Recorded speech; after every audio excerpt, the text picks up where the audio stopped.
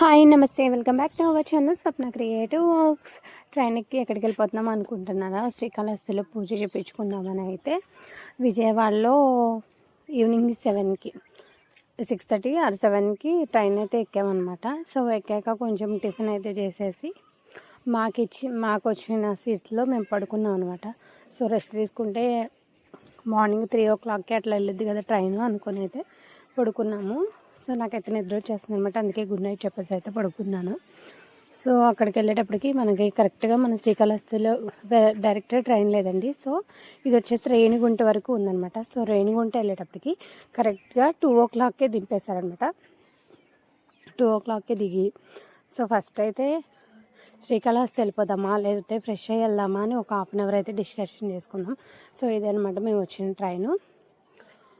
So first అయితే ఆలోచించుకొని నేనైతే ఇక్కడ ఫ్రెష్ అయిపోయి బ్యాగ్ వచ్చేసి లాకర్లో పెట్టేసుకొని వెళ్ళడమే బెటర్ అనేది ఆలోచించి అయితే ఫస్ట్ అయితే రైల్వే స్టేషన్ నుంచి అయితే బయటకు వచ్చేసామన్నమాట.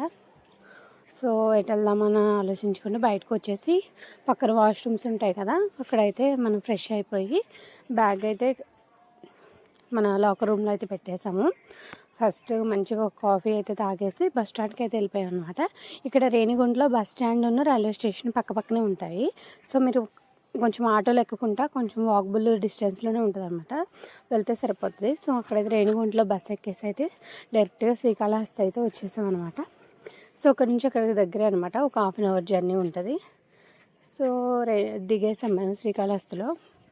కరెక్ట్గా మేము దిగేటప్పటికైతే 5 o'clock అయిందనమాట. సో చూసారు కదా గుడి లైటింగ్ ఎంత బాగుందో. సో ఫస్ట్ అయితే మేము 4 నెంబర్ గేట్ దగ్గరికి అయితే వెళ్ళాము. సో అక్కడికి వెళ్ళడానికి ఇలా నడుచుకుంటూ వీడియో తీసుకుంటూ అయితే వెళ్తున్నాను.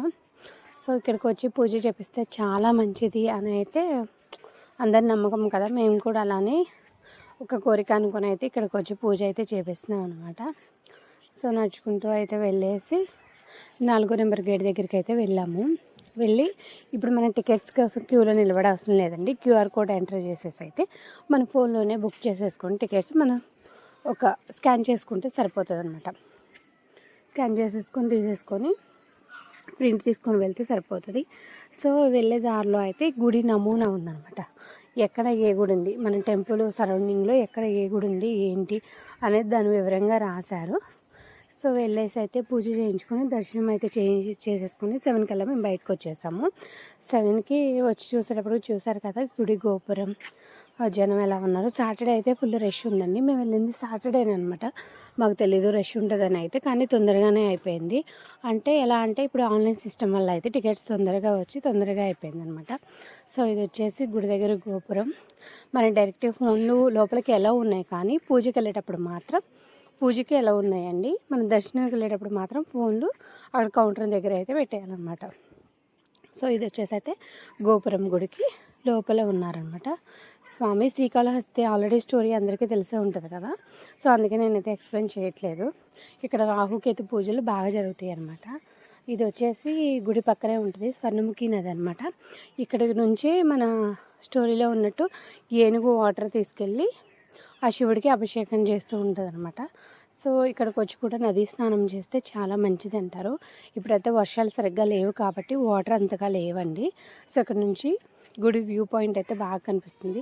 చూసారు కదా, నేను మార్నింగ్ తీసాను కదా కొండపైన శివపార్వతులు. మార్నింగ్ అంటే ఎర్లీ మార్నింగ్ లైట్స్ ఉంటాయి కాబట్టి లైటింగ్లో బాగా కనిపించారనమాట.